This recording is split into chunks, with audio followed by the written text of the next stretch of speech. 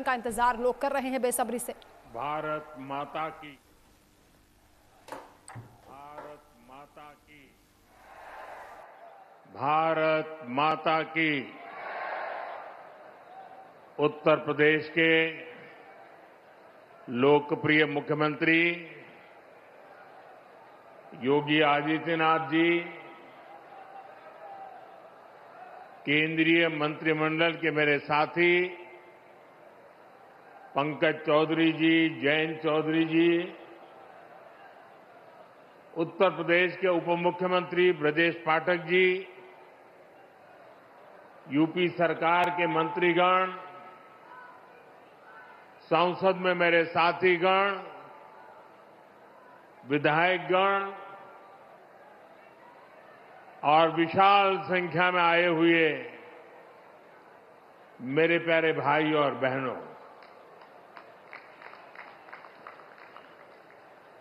बाबा औगड़नाथ की इस पावन धरती पर मेरठ की क्रांति धरा पर आज विकसित उत्तर प्रदेश,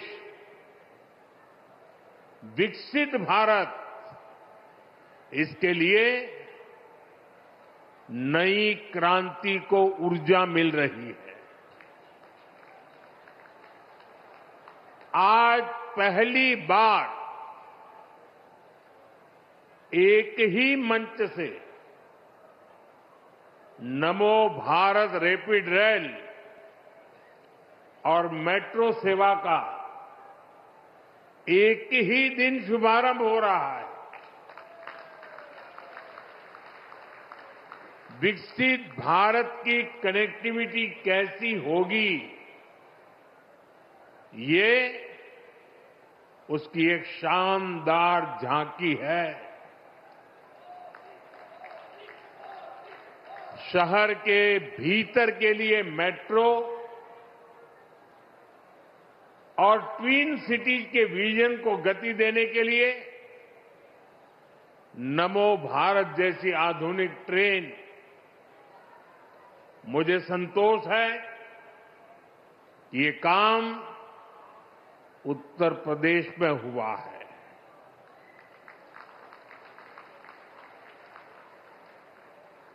भाइयों और बहनों, आज का ये कार्यक्रम भाजपा की डबल इंजन सरकार की कार्य संस्कृति को भी दर्शाता है और हमारी कार्य संस्कृति क्या है? हमारी कार्य संस्कृति है कि जिस काम का शिलान्यास किया जाए उसे पूरा करने के लिए दिन रात एक कर दिया जाए। और इसलिए अब परियोजनाएं पहले की तरह लटकती भटकती नहीं है। नमो भारत या मेट्रो सेवा, दोनों का शिलान्यास करने का अवसर आप सबने मुझे दिया था और आज मुझे ही इनके लोकार्पण का भी सौभाग्य मिला है। साथियों, थोड़ी देर पहले मैंने मेरठ मेट्रो में सफर किया। इस दौरान मेरी स्कूल कॉलेज के अनेक युवाओं से और अन्य यात्रियों से बातचीत हुई है।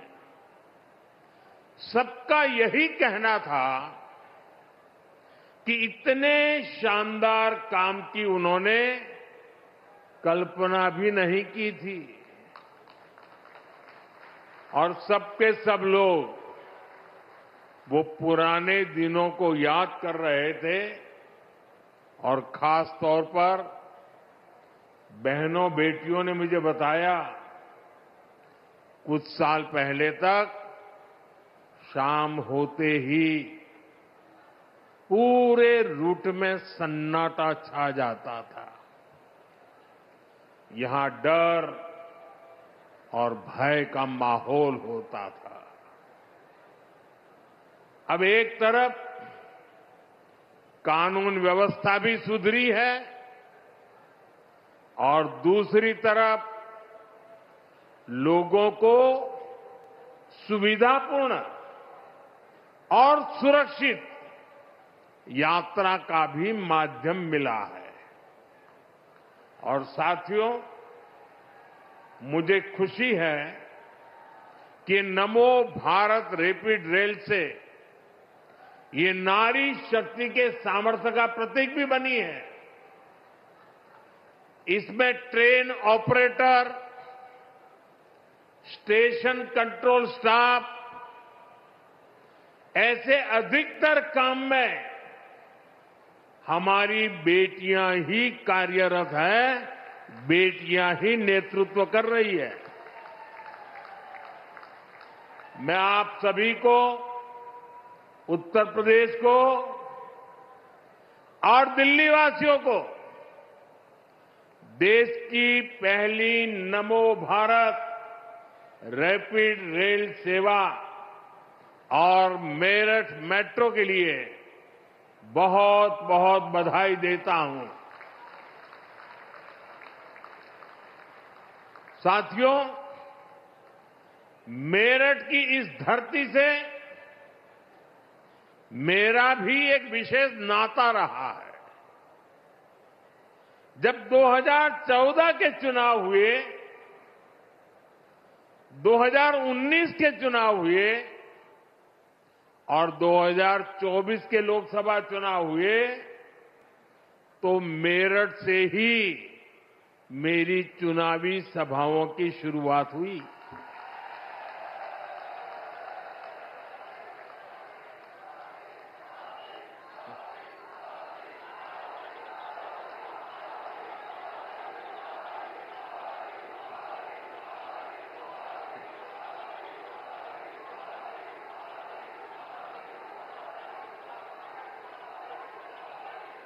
मेरठ के आप लोगों ने, यहां के किसानों ने, उद्यमियों ने, लघु उद्योगों से जुड़े श्रमिकों ने, कारीगरों ने, दुकानदारों ने मुझे हमेशा बहुत आशीर्वाद दिया है। और साथियों, मैंने तब भी कांग्रेस और सपा बसपा को कहा था कि अपनी जहरीली राजनीति छोड़िए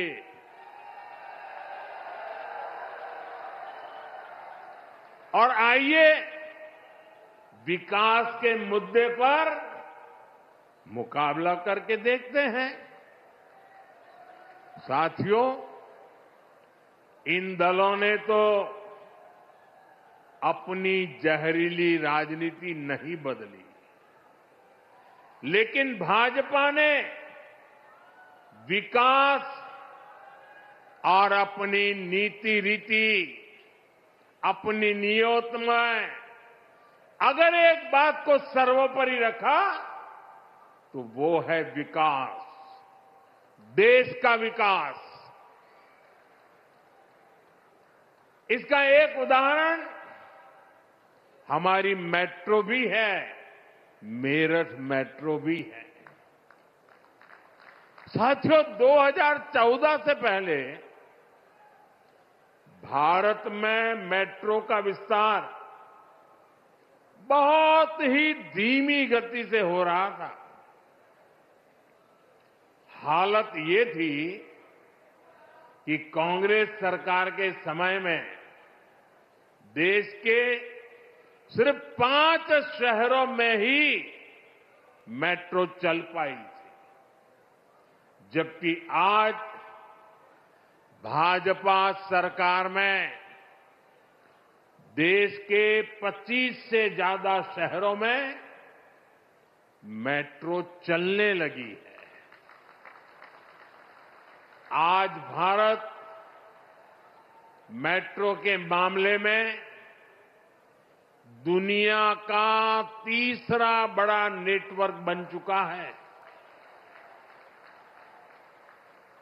यूपी में मेरठ के अलावा भी कई सारे शहरों में मेट्रो पर काम चल रहा है। साथियों, बीते 11 वर्षों में देश के दर्जनों शहरों तक मेट्रो पहुंची, क्योंकि भाजपा सरकार देश की जनता को सुविधा देना चाहती है। देशवासियों को हाई स्पीड, जाम और प्रदूषण से मुक्त सुविधा, ऐसे हर प्रकार की व्यवस्था देना चाहती है। इसलिए आज नमो भारत जैसी आधुनिक सेमी हाई स्पीड ट्रेन चल रही है, वंदे भारत ट्रेन चल रही है। साथियों, कांग्रेस सपा की जब दिल्ली में सरकार थी, तब ये सब संभव ही नहीं था, क्योंकि तब इंफ्रास्ट्रक्चर के प्रोजेक्ट्स घोटालों में ही गुम हो जाते थे। मेट्रो जैसी और उससे जुड़ी अधिकतर टेक्नोलॉजी भी हमें विदेशों से आयात करनी पड़ती थी। हमने घोटाले भी बंद किए और देश को आत्मनिर्भरता के रास्ते पर भी आगे बढ़ाया, क्योंकि भाजपा की प्राथमिकता देश का विकास है, देशवासियों की सुविधा और समृद्धि है। आप यही देखिए, मेरठ वासियों का, पश्चिम यूपी वासियों का जीवन कैसे बदलने वाला है। सराय काले खां, आनंद विहार, गाजियाबाद और मेरठ, इन स्टेशनों पर भारतीय रेल, मेट्रो और बस अड्डों को आपस में जोड़ा गया है। देश में ये पहली बार हो रहा है जब एक ही स्टेशन, एक ही ट्रैक पर नमो भारत और मेट्रो रेल चलेगी। यानी एक ही प्लेटफॉर्म से आप शहर के भीतर भी यात्रा कर पाएंगे और उसी स्टेशन से सीधे दिल्ली भी आ जा सकते हैं। इससे मेरठ के आप जैसे हजारों साथियों को फायदा होगा, जो पढ़ाई के लिए, नौकरी के लिए, अन्य कामकाज के लिए रोजाना दिल्ली आते जाते हैं। जो लोग दिल्ली में नौकरी करते हैं और जिनका घर मेरठ में है, उनके लिए अब दिल्ली में किराए के घर में रहने की मजबूरी भी खत्म हुई है। साथियों, आज भाजपा की डबल इंजन सरकार आधुनिक इंफ्रास्ट्रक्चर पर जो इतना सारा पैसा खर्च कर रहा है, उससे आपका पैसा भी बचता है और युवाओं को रोजगार भी मिलता है। यहां पश्चिम यूपी में ही देखिए कैसे नए नए एक्सप्रेसवे बन रहे हैं। डेडिकेटेड फ्रेट कॉरिडोर बन रहे हैं। जेवर में इंटरनेशनल एयरपोर्ट बन रहा है। ये प्रोजेक्ट जब बनते हैं तब भी रोजगार मिलते हैं और बाद में नए उद्योग लगते हैं, नए कारोबार आते हैं, उससे भी रोजगार पैदा होते हैं। साथियों, उत्तर प्रदेश की ये धरती तो श्रम की धरती है, ये सृजन की धरती है। यहां के किसान हो, पशुपालक हो, छोटे लघु उद्यमी हो, बुनकर शिल्पकार हो, ये सभी विरासत और विकास के मंत्र को साकार कर रहे हैं। ऐसे में जब भारत का सामर्थ्य बढ़ता है तो उत्तर प्रदेश के इन सभी साथियों को भी फायदा होता है। साथियों, आप आजकल देख रहे हैं कि दुनिया के प्रति और दुनिया के लोगों के मन में भारत के प्रति कितनी आस्था है, लोग कितने आशावान हैं। दुनिया के अनेक विकसित देश आज भारत के साथ व्यापारिक समझौते कर रहे हैं। एक समय था जब कांग्रेस की सरकार चाहकर भी विकसित देशों के साथ समझौते नहीं कर पाती थी, क्योंकि तब घोटालों के लिए बदनाम कांग्रेस सरकार से समझौते करने में दुनिया को हिचक होती थी। लेकिन आज विकसित देश भारत के साथ जुड़ने के लिए उत्सुक है, क्योंकि उनको भारत के विकास में अपना भविष्य दिखता है। उनको भारत की युवा शक्ति में उम्मीद दिखती है। आज दुनिया को लगता है कि भारत वो ताकत है जो 21वीं सदी की चुनौतियों का समाधान दे सकता है। साथियों, बीते वर्षों में भाजपा की सरकार ने जो वैश्विक समझौते किए, उससे लघु और कुटीर उद्योगों से जुड़े लोगों को भी बहुत फायदा होगा। इसका फायदा मेरठ के स्पोर्ट्स का सामान बनाने वालों को होगा। मेरठ की ही कैंची, खुर्जा की क्रॉकरी, मुरादाबाद का पीतल, बागपत का होम फर्निशिंग उद्योग, सहारनपुर की लकड़ी की नक्काशी, लेदर, टेक्सटाइल, ज्वेलरी से जुड़े उद्योग, ऐसे हर लघु और कुटीर उद्योगों को इन समझौतों का बहुत बड़ा लाभ होने वाला है।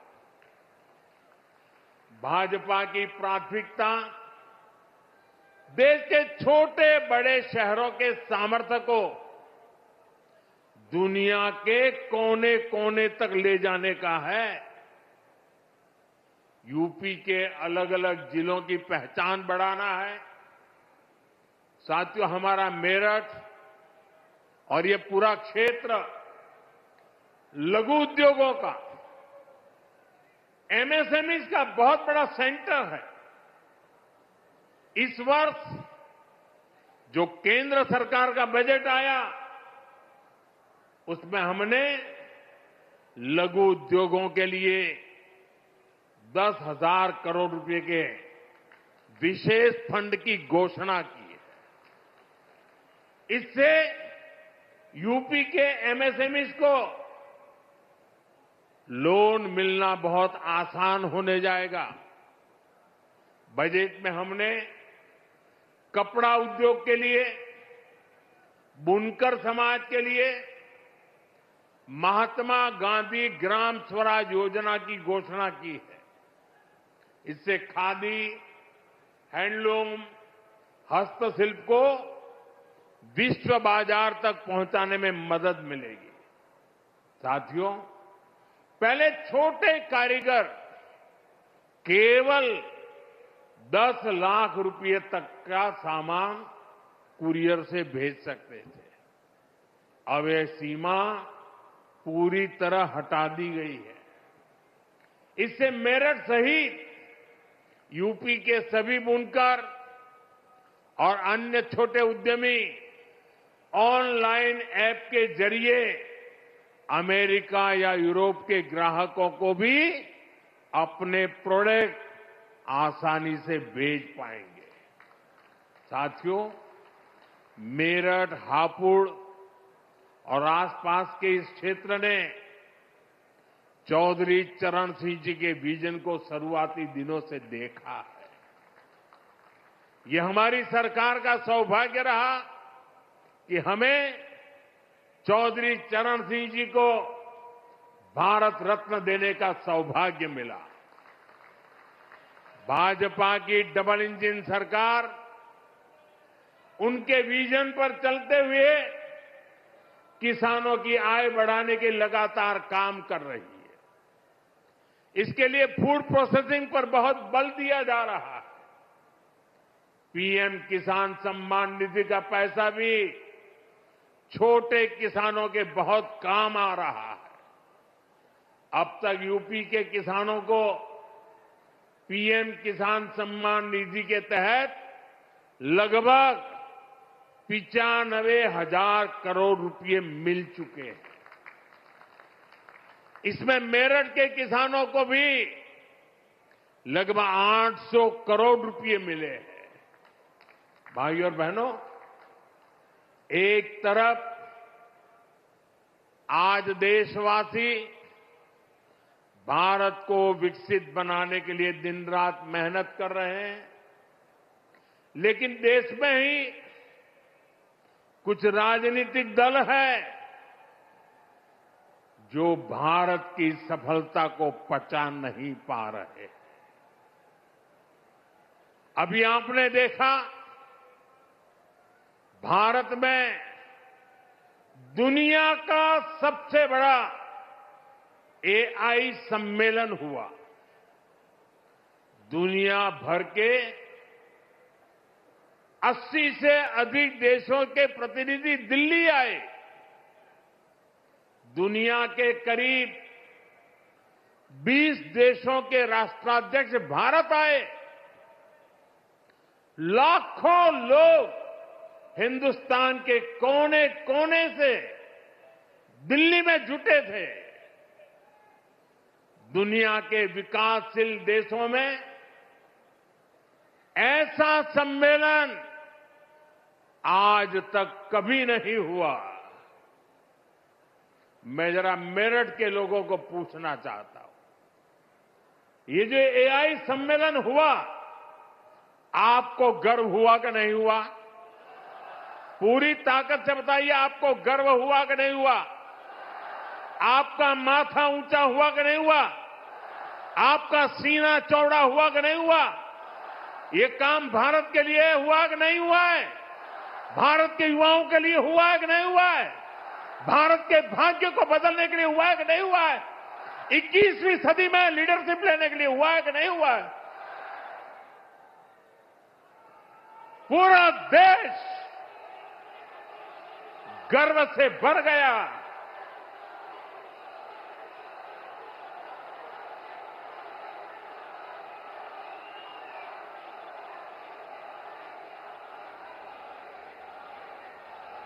लेकिन कांग्रेस और इसके इकोसिस्टम ने क्या किया?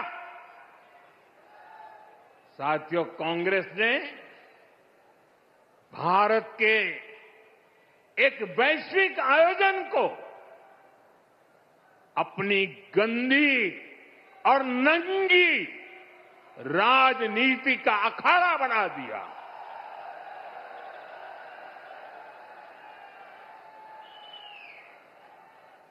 समारोह स्थल पर विदेशी अतिथियों के सामने कांग्रेस के नेता कपड़े उतारकर पहुंच गए।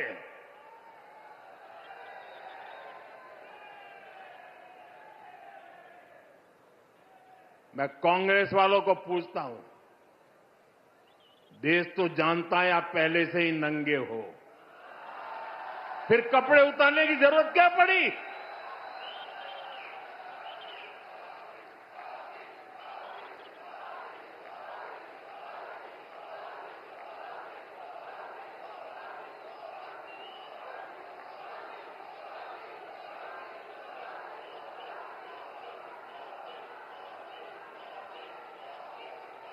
कांग्रेस के नेताओं ने वहां जो कुछ किया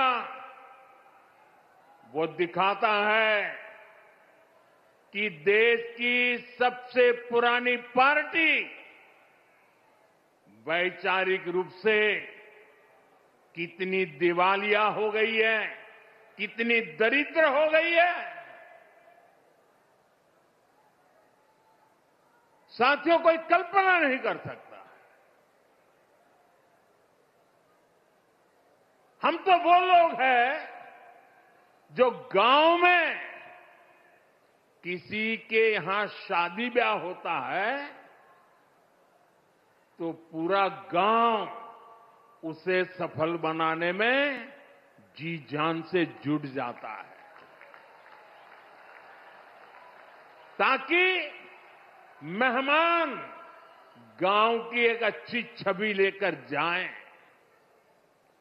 कांग्रेस तो अपने ही देश को बदनाम करने में जुटी है। साथियों, कांग्रेस के नेताओं को मोदी से नफरत है।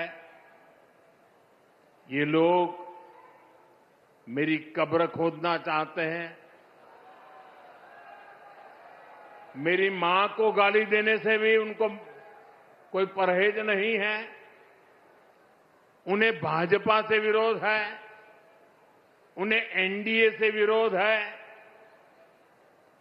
ठीक है, आपकी राजनीति में यही करना जरूरी है, चलो भाई समझ सकते हैं, हम इसको भी सहन कर लेंगे। लेकिन कांग्रेस को याद रखना चाहिए था कि एआई ग्लोबल समिट ये बीजेपी का समारोह नहीं था और न ही उस समय बीजेपी का कोई नेता वहां मौजूद था। ये देश का कार्यक्रम था, देश के सम्मान का कार्यक्रम था, देश के लोगों के पसीने से। लेकिन कांग्रेस ने परसों सारी मर्यादाएं तोड़ दी और पूरा देश कांग्रेस की इस रीति नीति पर थू थू हो रही है। लेकिन दुर्भाग्य देखिए, इतनी पुरानी पार्टी के नेता लाजने के बजाय गाजते हैं, बेशर्मी के साथ देश की बेइज्जती करने वालों का जयकारा कर रहे हैं।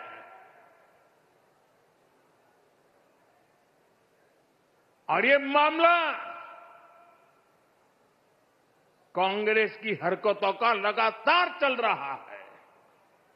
पार्लियामेंट में क्या किया?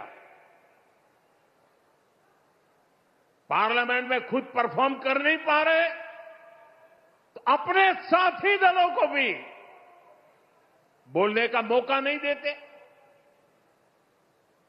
पार्लियामेंट को चलने नहीं देते।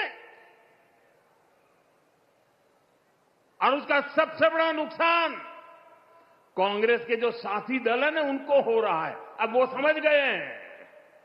ये अभी दिल्ली में उन्होंने जो ये नंगापन दिखाया, उनके सारे साथी दल चौंक गए हैं, सबने किनारा कर लिया। और मैं नम्रतापूर्वक देश के मीडिया को भी एक रिक्वेस्ट करना चाहता हूं। वैसे मैं मीडिया को हर प्रकार से झेलने के लिए ईश्वर मुझे शक्ति दे प्रार्थना करता रहता हूं, लेकिन आज मैं उनको प्रार्थना करता हूं कि कृपा करके हम जब इस प्रकार की हरकतों की आलोचना करें तो आप ये हेडलाइन मत बनाइए कि मोदी ने विपक्ष को धो डाला।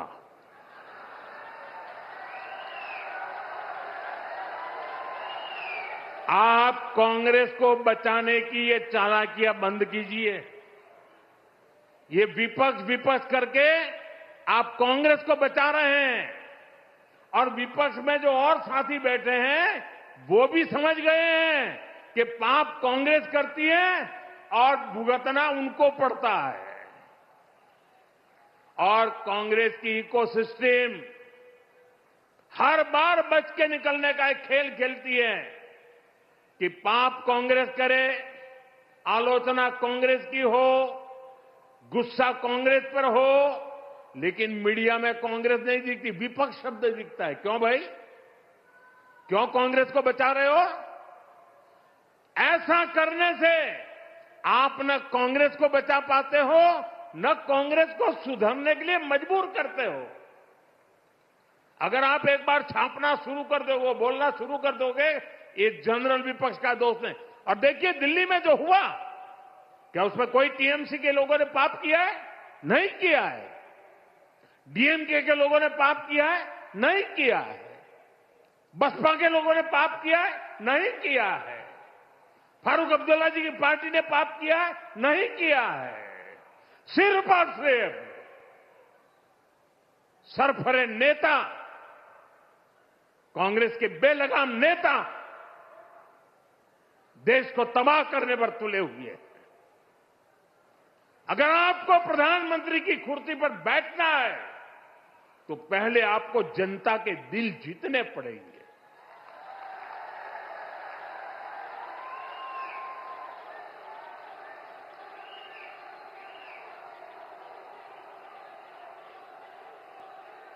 महिलाओं एमपीओ को भेज करके सीट पर कब्जा करने से आप प्रधानमंत्री नहीं बन सकते हो। और माताओं बहनों को इस प्रकार से आगे करने की क्या मजबूरी है आपकी? क्या इतने खोखले हो गए हो आप लोग? साथियों, कांग्रेस देश के लिए बोझ बन गई है और मुझे इस बात का संतोष है कि दिल्ली में जो घटना घटी, कांग्रेस के सभी साथी दलों ने कांग्रेस की भरपूर आलोचना करने की हिम्मत दिखाई है।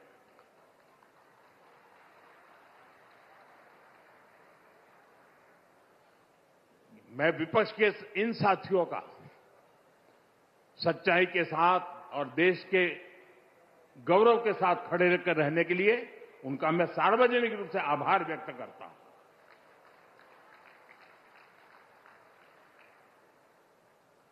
साथियों, भाजपा सरकार के लिए देश का विकास, यूपी का विकास सर्वोपरि है। लेकिन आप याद करिए, 10 साल पहले तक यूपी की चर्चा किन बातों के लिए होती थी? हर किसी को मेरठ के दंगे, पश्चिम यूपी में क्रिमिनलों की गैंग, खराब सड़कें, बिजली की कटौती और पिछड़ेपन की परिस्थितियां, यही कुछ चर्चा में रहता था। पश्चिमी यूपी के अपराध पर फिल्में बनती थी, फिल्में।